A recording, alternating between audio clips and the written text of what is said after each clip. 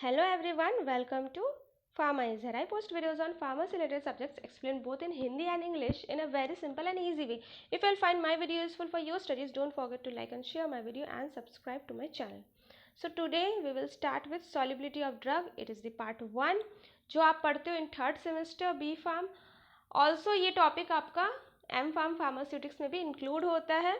So in part 1 we will discuss on the introduction, then solubility expression, factors influencing solubility. Various other parts पर जब मैं videos लाऊंगी तो उसका link आपको description box में मिल जाएगा. So starting with today's topic, that is introduction. First of all basics terminologies को हम देखेंगे in the introduction. Solubility क्या होता है? Solubility मतलब घुलने की क्षमता. किसी भी liquid में कितना solid घुल सकता है या कितना solute, किसी भी solvent में, किसी भी लिक्विड में आपका कितना सब्सटेंस घुल सकता है, कितना कोई भी लिक्विड या सॉलिड सब्सटेंस घुल सकता है, दैट इज सॉल्युबिलिटी. सॉल्यूट कितना डिसॉल्व होगा सॉल्वेंट में इन अ पर्टिकुलर टेम्परेचर, ये भी आपको मेंशन करना होता है. Particular temperature, why? Because temperature का इफेक्ट सॉल्युबिलिटी पर पड़ता है. अलग अलग टेम्परेचर में सॉल्युबिलिटी रेंज अलग होता है.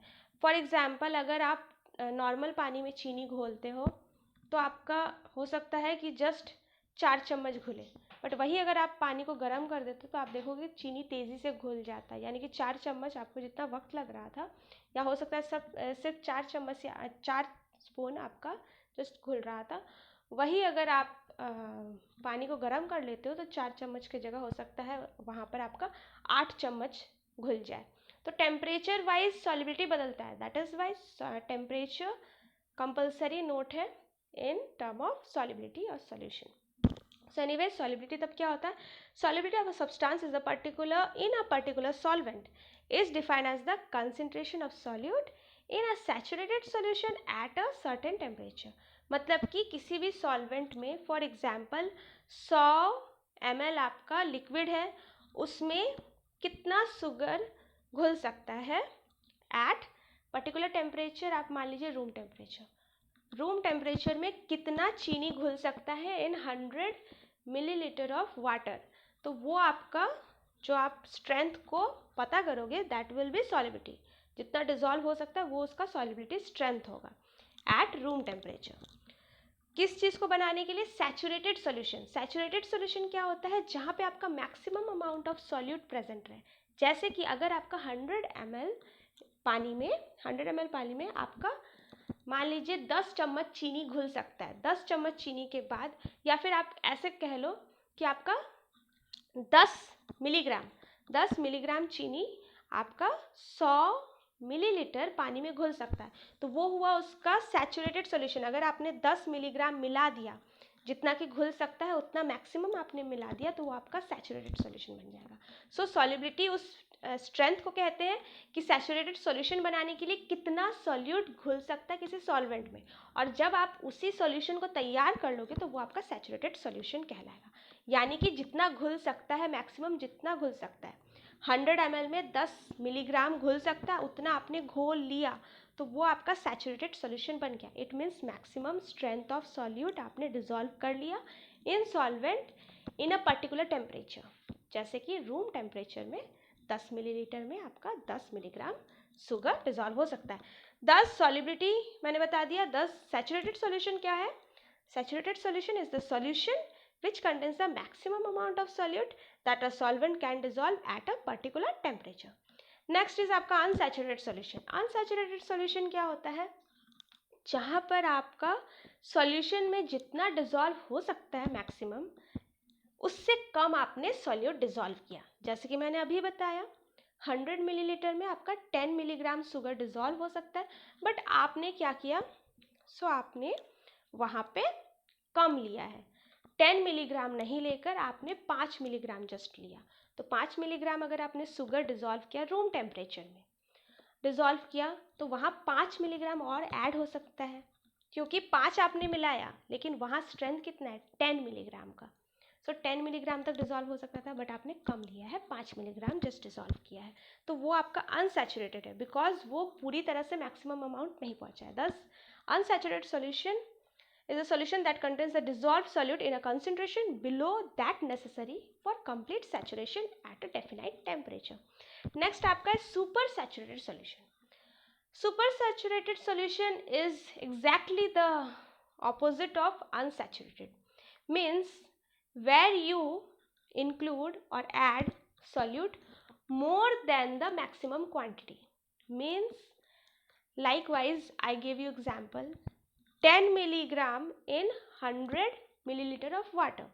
If you take more than 10 milligram of sugar, that is 15 milligram, so क्या होगा आपका 10 milligram तो dissolve हो जाएगा, but the rest 5 milligram will remain undissolved because the maximum strength has been crossed. maximum strength कितना था रूम टेम्परेचर पे 10 milligram in 100 millilitre, but आपने 15 मिलीग्राम लिया शुगर, तो वो 5 मिलीग्राम डिजोल्व कैसे होगा, वो अनडिजोल्व होकर रहेगा. तो जब आप ज़्यादा लेते हो अनसैचुरेटेड में, जहाँ क्या है कम लेते हो, सुपर सैचुरेटेड में आप जहाँ ज़्यादा लेते हो, that is supersaturated solution. The supersaturated solution is a solution which contains more of the dissolved solute that it would normally contain at a definite temperature where the undissolved solute is present. जहाँ पे आपका undissolved. हाँ, उससे अगर आप saturated बनाना चाहते हो तो आप टेम्परेचर बढ़ा दो. अगर आप टेम्परेचर बढ़ा दो तो क्या होगा, जो 15 मिलीग्राम है वो सारा का सारा डिजॉल्व हो जाएगा. एनीवेज नेक्स्ट चलते हैं आपका टाइप्स ऑफ सॉल्यूशन में. Types of solution according to the states of matter, solute and solvent के स्टेट्स ऑफ मैटर के अकॉर्डिंग आपका किस तरह का सॉल्यूशन बनेगा. मैं बता दूं, गैस के साथ भी सॉल्यूशन बनता है. Gas can also act as a solvent. At the end ये टाइप्स बताने के बाद मैं आप लोगों को ये भी बताऊंगी कि गैस को फिर भी एज अ सॉल्वेंट हम क्यों नहीं लेते हैं. कोई भी जो फ्लूइड नेचर का हो, जो फ्लोई नेचर का हो, वो एज अ सॉल्वेंट एक्ट कर सकता है, चाहे वो गैस हो या लिक्विड. दोनों आपका फ्लूइड नेचर का है, दोनों आपका एज अ सॉल्वेंट एक्ट कर सकता है. बट रीज़न क्या वो मैं बताऊंगी, पहले टाइप्स देख लेते हैं. If the solute is gas and solvent भी गैस है आपका, तो सॉल्यूशन जो होगा वो भी गैसियस नेचर का होगा. देन आपका लिक्विड, अगर आपका सॉल्यूट लिक्विड है एंड आप डिजोल्व भी कर रहे हो लिक्विड में, देन आपका सॉल्यूशन जो होगा वो लिक्विड नेचर का होगा. नेक्स्ट आपका गैस एंड लिक्विड, अगर आप लिक्विड में गैस मिलाते हो, जैसे कि फॉर एग्जाम्पल्स मैं आप लोगों को बता दूँ, कोका कोला पेप्सी जो आप पीते हो जिसमें कि डिजोल्व गैस रहता है लिक्विड में, तो आपका सॉल्यूशन जो है वो भी लिक्विड फॉर्म में रहेगा. नेक्स्ट आपका है सॉलिड इन ए लिक्विड. अगर आप सॉलिड को डिजोल्व करते हो किसी लिक्विड सॉल्वेंट में, तो वो भी आपका ऑब्वियसली लिक्विड नेचर का ही होगा, लिक्विड स्टेट ऑफ मैटर में होगा. नेक्स्ट आपका सॉलिड या फिर लिक्विड इन अ गैस. ये अगर आप गैस एज अ सॉल्वेंट है जिसमें कि आप थोड़ा अमाउंट में सॉलिड या लिक्विड डिजोल्व कर रहे हो, तो वो आपका सॉल्यूशन जो है वो गैसियस नेचर का होगा. बट फिर भी मैं बता दूं, नहीं हो सकता है अनटिल एंड अनलेस वो केमिकली रिएक्ट नहीं करता हो, नहीं हो सकता है. अब मैं बता दूं आपको क्यों. अगर सॉलिड या लिक्विड गैस के साथ आपका केमिकली मिक्सअप हो जाए, केमिकली वो रिएक्ट हो जाए, देन केमिकल बॉन्डिंग की वजह से फिर भी वो गायब हो जाएगा गैस के साथ, क्योंकि वो कुछ और बन जाएगा. किसी भी गैस के साथ फॉर एग्जांपल कार्बन डाइऑक्साइड या कुछ है, उसमें सॉलिड लिक्विड आप मिलाते हो, तो हो सकता है कि वो किसी तरह का अलग तरह का गैस बना ले केमिकल रिएक्शन की वजह से. ये भी हो सकता है कि वो गैस ना बनाकर वो किसी और स्टेट ऑफ मैटर में कन्वर्ट हो जाए, बट आपका वो सॉल्यूशन नहीं बना सकता, वो जस्ट मिक्सचर बना सकता है. कैसे मैं बता दूं, एटमॉस्फेयर में आपको पता है कि सॉलिड पार्टिकल्स भी है, ह्यूमिड या मॉइस्चर भी है, तो वो क्या है, लिक्विड है मॉइस्चर. सॉलिड पार्टिकल्स भी आपके हैं जो डस्ट पार्टिकल्स है. बट गैस के साथ सिर्फ गैस ही डिजोल्व हो सकता है. 2 4 5 गैस एक साथ है तो आपको अलग अलग से ऑक्सीजन नाइट्रोजन नहीं नजर आएंगे. बट डस्ट पार्टिकल्स जो है वो सोल्यूशन एक्चुअली फॉर्म नहीं करता है, मिक्स होकर ज़रूर रहता है. पर आप देख लो काफ़ी दिन तक किसी चीज़ को छोड़ दो तो उस पर अपने आप धूल बैठते. वो धूल कहाँ से आते हैं, एटमॉस्फेयर में प्रेजेंट. अगर वो डिजोल्व हो जाता तो वो क्यों सेपरेट होता. आपका गैस तो ना कर नहीं बैठता है, ऑक्सीजन या नाइट्रोजन तो आकर किसी किसी के ऊपर नहीं बैठता है. तो generally it is a mixture, वो मिक्सचर फॉर्म करता है, वो सोल्यूशन फॉर्म नहीं करता है, जस्ट मिक्स होकर रहता है. बट वो सेपरेट ईजिली हो सकता है. सॉल्यूशन में क्या होता है, मिक्सचर नहीं, वो एक साथ पूरी तरह से घुल जाता है. अगर आप शुगर को वाटर में डिजोल्व करते हो, क्या आपको शुगर अलग नज़र आते हैं या वाटर, नहीं. वो आप फिर अलग मेथड से आप उसको इवापोरेट कर दो सारा वाटर, तो आपका जो है फिर शुगर आपको मिल जाएंगे क्रिस्टल फॉर्म में. बट आपका बेसिकली क्या होता है, वो मिक्सअप हो जाता है, अलग नज़र नहीं आते, बट आपको जो है सो अलग से सॉलिड पार्टिकल्स जो है वो गैस में नहीं डिजोल्व हो रहे, तभी वो सेपरेट हो जा रहा है। उसी तरह मॉइस्चर का भी देख लो आप, ठंडा पानी को फ्रिज, ठंडा पानी का बॉटल अगर आप फ्रिज से बाहर रखते हो, कुछ देर के बाद क्या होता है, जो एटमॉस्फेरिक ह्यूमिडिटी है, मॉइस्चर है, वो आपके बॉटल के बाहर आपको नजर आएंगे। So this is the thing जिसके वजह से हम कह सकते हैं कि गैस में डिजोल्व नहीं होता है सॉलिड या लिक्विड। सो ये जो आपका फिफ्थ कैटेगरी है, उसे एक्चुअली एज अ सॉल्यूशन हम नहीं लेते, वो एज अ मिक्सचर होता है। एनीवेज नेक्स्ट आपका चलते हैं सॉल्युबिलिटी एक्सप्रेशन, यानी कि सॉल्युबिलिटी का स्ट्रेंथ, जो मैंने अभी बताया आपको कि 10 मिलीग्राम डिजोल्व हो सकता है 100 मिलीलीटर पानी में, 10 मिलीग्राम शुगर। तो इसे आप कैसे बताओगे कि कितना स्ट्रेंथ है शुगर का, शुगर कितना स्ट्रेंथ में डिजोल्व होता है किसी भी लिक्विड में, यानी कि सॉल्वेंट में, वाटर में, ठीक है। Particular substance, particular solute substance, particular solvent substance में कितना अमाउंट में डिजोल्व हो सकता है, उसका स्ट्रेंथ को एक्सप्रेस करने का तरीका जो होता है वो होता है सॉल्युबिलिटी एक्सप्रेशन। इसको एक्सप्रेस करने का बहुत सारा तरीका है। यूएस फार्माकोपिया के अकॉर्डिंग हम सॉल्यूट का पार्ट फिक्स रखते हैं, मतलब सॉल्यूट 1 पार्ट में हमेशा रहता है।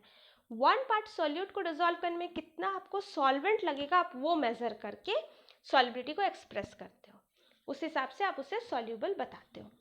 मीन्स आपको मैंने बताया जैसे 10 मिलीग्राम 100 मिलीलीटर वाटर में डिजोल्व हो सकता है। अब मैं अगर आपसे पूछूं कि 1 मिलीग्राम को डिजोल्व होने में 1 पार्ट ऑफ सॉल्यूट है, अकॉर्डिंग टू यूएस फार्माकोपिया आपको वहाँ मिलेगा कि 1 मिलीग्राम शुगर को डिजोल्व होने में कितना सॉल्वेंट चाहिए। अगर 10 के लिए आपको 100 चाहिए तो ऑब्वियसली 1 मिलीग्राम के लिए कितना चाहिए आपको, 10 मिलीलीटर 1 मिलीग्राम के लिए। सो आपका यहाँ पर सॉल्वेंट का पार्ट्स हम लेते हैं कि 1 पार्ट ऑफ सॉल्यूट को डिजोल्व करने में कितना पार्ट ऑफ सॉल्वेंट चाहिए आपको। सो ये आपका वेरियस जो एक्सप्रेशन वो आपको गिवन टेबल में दिखाया जाएगा। So here it is, first of all very soluble. Very soluble हम कब कहेंगे, जहाँ पे आपको 1 पार्ट से भी कम चाहिए सॉल्वेंट, किसको डिजोल्व करने के लिए, 1 पार्ट ऑफ सॉल्यूट। जैसे कि 1 मिलीग्राम किसी भी सब्सटेंस को डिजोल्व करने के लिए अगर 1 मिलीलीटर से भी कम पानी का ज़रूरत पड़े या कम सॉल्वेंट का ज़रूरत पड़े तो वो आपका वेरी सॉल्युबल कहेंगे। एग्जाम्पल के लिए मान लीजिए कि 1 मिलीग्राम शुगर को डिजोल्व करने के लिए अगर 1 मिलीलीटर पानी भी नहीं लगेगा, इट मीन्स शुगर बहुत ज़्यादा सॉल्युबल है, तभी उसको एकदम कम लिक्विड में भी वो इजीली घुल जा रहा है। देन आपका फ्रीली सॉल्युबल। फ्रीली सॉल्युबल क्या होता है, 1 to 10 पार्ट। अभी जो मैंने आप लोग को एग्जाम्पल दिया कि जैसे कि शुगर मान लीजिए कि आपका 10 milligram in 100 millilitre, it means क्या, 1 मिलीग्राम इन 10 मिलीलीटर।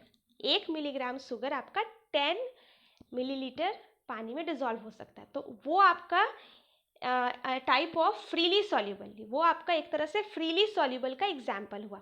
मीन्स जहाँ पर आपका 1 से लेकर 10 पार्ट चाहिए जस्ट सॉल्वेंट का। वही आपका जो सॉल्युबल होता है, सॉल्युबल मतलब होता है 10 से 30 पार्ट ऑफ सॉल्वेंट चाहिए 1 सॉल्वेंट। मीन्स अगर मान लीजिए कि आपका 1 मिलीग्राम शुगर को डिजोल्व करने के लिए आपको 10 से 30 ml तक पानी चाहिए, तो वो आप सॉल्युबल कहोगे। देन आपका मतलब आप जो मैंने अभी 10 का एग्जाम्पल दिया वो आप फ्रीली सॉल्युबल एंड सॉल्युबल के बीच में उसे आप रख सकते हो। देन आपका स्पेरिंगली सॉल्युबल। स्पेरिंगली सॉल्युबल क्या है, जहाँ पे 30 to 100, जैसे कि फॉर एग्जाम्पल अगर 1 मिलीग्राम ऑफ शुगर को डिजोल्व करने के लिए अगर आपका 30 to 100 ml पानी का ज़रूरत पड़ रहा है तो वो आपका स्पेरिंगली सॉल्युबल कहलाएगा। नेक्स्ट आपका है स्लाइटली सॉल्युबल। स्लाइटली सॉल्युबल जब आपको 100 से 1000 पार्ट, अब यहाँ से आपका घटने लग रहा है सॉल्युबिलिटी, स्पेरिंगली सॉल्युबल उससे भी कम हुआ तो स्लाइटली सॉल्युबल, जहाँ पे आपको 1 पार्ट के लिए 100 से 1000 ml तक चाहिए, मतलब कि 1 मिलीग्राम के लिए आपको 100 से 1000 मिलीलीटर तक पानी चाहिए। देन आपका आता है very slightly soluble. Very slightly soluble जहाँ पे 1000 से 10,000 लेते हो, यानी कि 1 मिलीग्राम शुगर को डिजोल्व करने के लिए अगर आपको 1000 से लेकर के 10,000 मिलीलीटर तक सॉल्वेंट का ज़रूरत पड़ रहा है तो वो वेरी स्लाइटली है। देन आपका प्रैक्टिकली इनसॉल्युबल। अगर आपको 10,000 से ज़्यादा सॉल्वेंट चाहिए 1 मिलीग्राम को जस्ट डिजोल्व करने के लिए, अगर 10,000 मिलीलीटर से भी ज़्यादा पानी चाहिए तो वो आपका प्रैक्टिकली इनसॉल्यूबल है, बिकॉज आप इतनी सी सॉल्यूट को डिसॉल्व करने के लिए इतना सारा सॉल्वेंट लेकर कभी सॉल्यूशन नहीं बनाओगे, तो वो प्रैक्टिकली इनसॉल्यूबल हो जाता है। भले हो सकता है वो 20,000 में डिसॉल्व हो जाए या 15,000 मिलीलीटर में डिसॉल्व हो जाए, बट आप उतना सारा डिसॉल्व नहीं करोगे practically, thus it is practically insoluble. तो ये आपके कुछ एक्सप्रेशन है according to US pharmacopoeia. Next आपका यूरोप फार्माकोपिया के अकॉर्डिंग, जो सेम टेबल में मैंने आपको बताया वो सेम एक्सप्रेशन यूएस फार्माकोपिया में भी आपको मिलेगा, बट वहाँ पर जस्ट 6 कैटेगरीज है यूएस फार्माकोपिया के अकॉर्डिंग, यानी कि उन लोगों ने जो 7th है प्रैक्टिकली इनसॉल्युबल, उसको वो लोग इंक्लूड नहीं करते, वो लोग इनसॉल्युबिलिटी को हटा देते। जस्ट उनका रहता है कि आपका 10,000 तक का जितना है वो आपका सेम है, 10,000 तक जितना डिजॉल्व होता है जो कि आपका वेरी स्लाइटली सॉल्युबल, बस वहाँ तक है। प्रैक्टिकली इनसॉल्युबल को वो लोग इंक्लूड नहीं करते हैं। नेक्स्ट आपका है सॉल्युबिलिटी को आप परसेंटेज के अकॉर्डिंग, मोलैरिटी एंड मोलैलिटी के अकॉर्डिंग भी आप एक्सप्रेस कर सकते हो। You can also express solubility according to molarity and percentage. जैसे कि मैंने बताया वेरियस वे है, यूएस फार्माकोपिया मैंने बता दिया, यूरोप फार्माकोपिया भी मैंने बताया था। नेक्स्ट आपका percentage, how you can state the strength of the solubility according to percentage. So various यहाँ पे 3 परसेंटेज वाला वे है। First of all is percent W by W, यानी percent weight by weight. Weight always हम gram में लेते हैं, ग्राम में यूनिट होता है, एंड आपका वॉल्यूम जो होता है लीटर मिलीलीटर इस तरह से रहता है। वेट आपका ग्राम मिलीग्राम इस तरह। तो एनीवेज आपका परसेंट W by W अगर हम कहते हैं, इट मीन्स आपका कितना नंबर ऑफ सॉल्यूट डिजॉल्व हो सकता है। यहाँ पे आपका सॉल्वेंट का अमाउंट फिक्स्ड है। ये जो परसेंटेज है, जैसा कि मैंने आप लोगों को बताया अभी, यूएस फार्माकोपिया के अकॉर्डिंग क्या था, आपका सॉल्वेंट का अमाउंट आप पता करते हैं, यहाँ पे आप सॉल्यूट काउंट करते हो, मतलब कि कितना नंबर ऑफ ग्राम, कितना ग्राम सॉल्यूट डिजॉल्व हो सकता है इन 100 मिलीग्राम ऑफ सॉल्वेंट।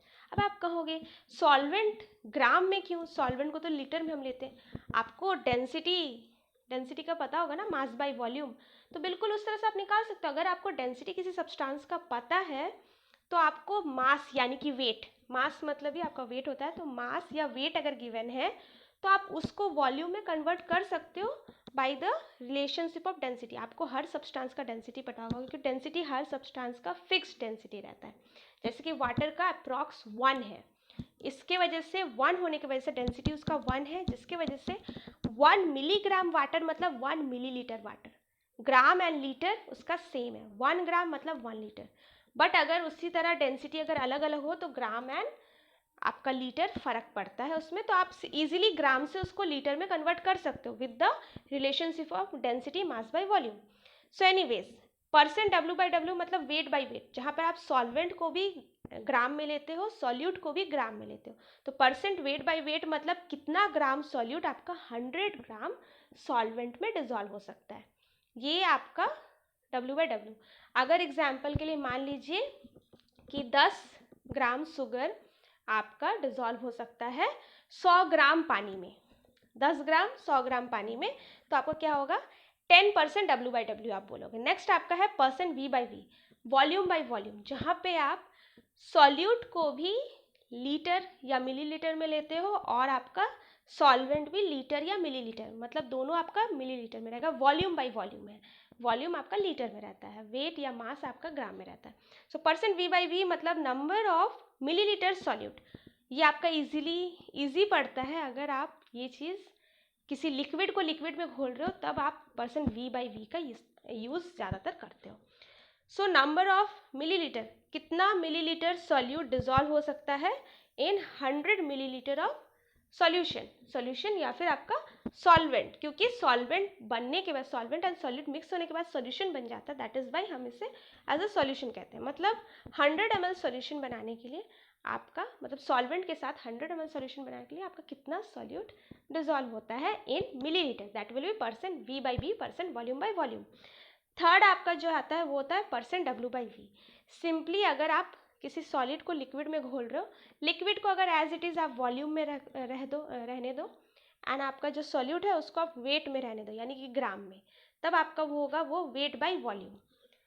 सो यहाँ पे आप क्या देखते हो, नंबर ऑफ ग्राम, कितना ग्राम सॉल्यूट आपका डिजॉल्व हो सकता है 100 ml सॉल्यूशन में, मतलब 100 ml सॉल्यूशन बनाने के लिए आपको कितना ग्राम, जैसे कि अभी मैंने बताया अगर आप लोगों को एग्जांपल में कि आपका 10 मिलीग्राम शुगर डिजॉल्व हो सकता था 100 मिलीलीटर ऑफ वाटर में, तो ये आपका परसेंट W/V में उसका स्ट्रेंथ रहेगा। नेक्स्ट आपका है मोलैरिटी एंड मोलैलिटी वाइज आप कैसे सॉल्युबिलिटी एक्सप्रेस करते हो। सो मोलैरिटी एंड मोलैलिटी काफ़ी हद तक सेम है, फ़र्क कहाँ पे होता है, सॉल्यूशन को आप मोलैरिटी में लीटर वाइज काउंट करते हो एंड मोलैलिटी में आप सॉल्यूशन यानी कि सॉल्वेंट को आप जो है ग्राम में लेते हो। So anyways molarity is defined as the number of moles, यहाँ पे जो आपका सॉल्यूट है, सॉल्यूट को आप वेट या फिर वॉल्यूम मतलब ग्राम या लीटर डायरेक्ट आप उस तरह से मेजर नहीं करते हो, यानी कि उसका नंबर ऑफ सॉल्यूट्स आप नहीं करते हो, नंबर ऑफ मोल्स यानी कि उसका ग्राम मॉलिक्यूलर वेट, उसका ग्राम मॉलिक्यूलर वेट को आप लेते हो, molecular weight of the particular molecule, that is moles. आप मोल्स को लेते हो, नंबर ऑफ मोल्स काउंट करते हो, that is number of moles of solute, solute का कितना नंबर ऑफ मोल्स चाहिए to dissolve in 1 litre of solution, वो होगा आपका मोलैरिटी। 1 लीटर, लीटर में आप सॉल्यूशन को फॉर्म कर रहे हो तो सॉल्यूशन को आप लीटर वाइज मेजर कर रहे हो, 1 लीटर सॉल्यूशन को बनाने के लिए कितना आपका नंबर ऑफ मोल्स चाहिए सॉल्यूट का, यहाँ पे नंबर ऑफ सॉल्यूट नहीं है, डायरेक्ट सॉल्यूट का ग्राम नहीं, आपका नंबर ऑफ मोल्स आप लेते हो। देन आपका मोलैलिटी, मोलैलिटी में क्या होता है, नंबर ऑफ मोल्स जो आपको चाहिए to dissolve in 1000 gram of solvent, यहाँ पे आपको सॉल्वेंट या फिर जो सॉल्यूशन आपका प्रिपेयर हो रहा है वो ग्राम में आप उसको लेते हो, यानी कि आपका 1000 ग्राम ऑफ सॉल्वेंट के साथ आप कितना सारा सॉल्यूट मिला सकते हो to form solution. Okay, next आपका है जो factors influencing solubility, but before that today's IQ fact. So today's IQ fact is on banana. Banana is very beneficial. How? Let's see. Banana can help to improve your mood. A banana contains vitamin B6, which helps to produce serotonin in the brain, which is considered as a mood stabilizer.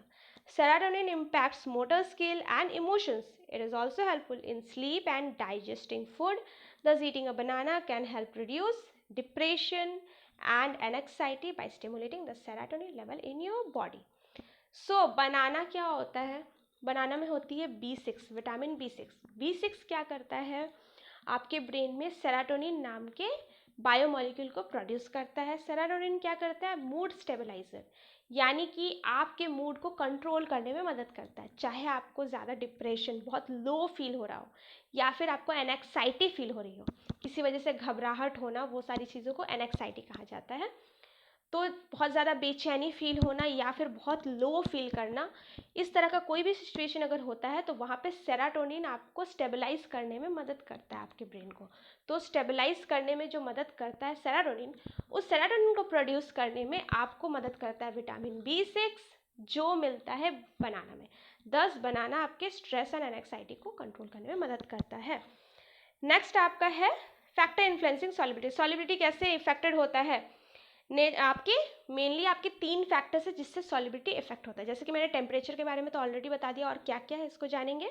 Nature of solute, polar solute रहा तो polar solvent में dissolve होगा, non polar solute रहा तो non polar solvent, यानी कि chemical nature same होना चाहिए, केमिकल नेचर सेम रहा तभी वो सॉल्युबल होगा, केमिकल नेचर अगर सेम नहीं रहा तो वहाँ पे सॉल्युबिलिटी नहीं होने के चांसेस होते हैं, सॉल्युबल नहीं होगा इसके चांसेस होते हैं। ओके, सो एनीवेज आपका जो है इस तरह से कह सकते हो कि आप लाइक सब्सटेंस लाइक के साथ होता है, मतलब दोनों सेम नेचर के होने चाहिए, that is nature of solute. Next is आपका nature effect of temperature. Solute I told polar in polar, non polar in non polar. Then आपका effect of temperature from the starting I am telling that if you increase the temperature solubility will increase, but it also depends that the solution which you are forming is endothermic or exothermic, because endothermic है तो it will gain heat, okay, it will gain heat। तो अगर in that case, अगर उस case में आप temperature को increase करते हो, if you increase the temperature for endothermic solution, so temperature लेने से क्या होगा, वो सॉल्युबिलिटी और बढ़ेगा, because it already gains heat. Endothermic है तो वो हीट लेता है, हीट लेता है अगर प्रोड्यूस करते समय, उस समय अगर आप उसे और हीट दोगे बाय इंक्रीजिंग द टेम्परेचर, तो क्या होगा, आपका सॉल्युबिलिटी बढ़ेगा। But if it is exothermic, जो कि काफ़ी रेयर होते हैं, बहुत सारे कॉमनली ये चीज़ नहीं देखने को मिलता है। एक्सोथर्मिक जो हीट रिलीज़ करता है, जो डिज़ोल्व होते समय अगर हीट रिलीज़ करता है, जनरली वोलाटाइल सब्सटेंसेस में ये देखा जाता है, तो हीट रिलीज़ करता है, तो ऑलरेडी वो हीट रिलीज़ कर रहा है, आप वहाँ पे हीट अगर दोगे तो आप उसका सॉल्युबिलिटी डिक्रीज़ कर सकते हो। तो वहाँ पे आपको जनरली क्या करना चाहिए कि आपको वहाँ पे टेम्परेचर लो करना चाहिए। अगर वहाँ पे आप टेम्परेचर लो करोगे तो आपका सॉल्युबिलिटी बढ़ेगा। सो आपका effect of temperature, basically temperature बढ़ने से आपका सॉल्युबिलिटी बढ़ता ज़रूर है, but it also depends on endothermic और exothermic type of solution. Next आपका है effect of pressure. Effect of pressure, pressure का इफेक्ट जनरली मैंने जैसे कि बताया आप लोगों को, सॉलिड सॉलिड एंड लिक्विड्स भी आपस में डिजॉल्व होते हैं, लिक्विड एंड लिक्विड होते हैं, गैस एंड लिक्विड। तो आपका सॉल्वेंट का नेचर, सॉल्वेंट आपके दो तरह के हो सकते हैं, गैस एंड लिक्विड मैंने बताया। तो आपका नेचर ऑफ सॉल्वेंट के अकॉर्डिंग आपका प्रेशर का इफेक्ट होता है। जैसे कि अगर आपका जो सॉल्यूट एंड सॉल्वेंट है वो अगर सॉलिड और लिक्विड्स में रहा, देन आपका वहाँ पर, क्योंकि सॉलिड एंड लिक्विड दोनों इनकम्प्रेसिबल है, तो अगर आपका लिक्विड एज अ सॉल्वेंट है तो लिक्विड के साथ आप कुछ नहीं कर सकते हो। हाँ, बट लिक्विड में गैस डिजॉल्व कर रहे हो अगर आप, मतलब अगर आपका सॉल्यूट या सॉल्वेंट कहीं पर भी गैस प्रेजेंट है, तो गैस क्योंकि कंप्रेसिबल होता है, तो प्रेशर के साथ आप उसे ज़्यादा से ज़्यादा डिजॉल्व कर सकते हो बाई कंप्रेसिंग। बट अगर आपका solute and solvent solid and liquid है, क्योंकि ये दोनों ही आपका क्या होता है, इनकम्प्रेसिबल होता है, तो वहाँ पे आप प्रेशर अप्लाई करके नहीं सॉल्युबिलिटी बढ़ा सकोगे। So the pressure can affect the solubility of your gaseous substance. More pressure you will apply, more gas will be dissolved. So आपका क्या है, solubility इंक्रीज होगा गैसेस का बाय इंक्रीजिंग द प्रेशर। यही रीज़न है कि जब पेप्सी, कोका कोला ये सब में जब गैस डिजॉल्व रहते हैं, तो वो तो आपके प्रेशर के साथ रहता है, बट प्रेशर के साथ वो क्लोज होने का ये भी एक डिफेक्ट है कि जैसे ही आप ओपन करोगे प्रेशर रिलीज होगा आपका बॉटल का, तो वो गैस फिर बाहर निकल आते हैं। इसी वजह से काफ़ी हद तक गैसेस आपके बाहर निकल जाते हैं जैसे आप बॉटल को खोलते हो, एक प्रेशर बाहर निकल कर आता है। एनीवेज, इसके साथ हमारा आज का वीडियो कंप्लीट होता है। So next topic will be on solute solvent interaction mechanism, then ideal solubility parameters and solvation and association. For more videos go and check my video and hope that you have found my video useful. अगर useful लगा हो तो please press the bell icon so that you can get the notification whenever I post my videos. Thanks for watching and bye bye.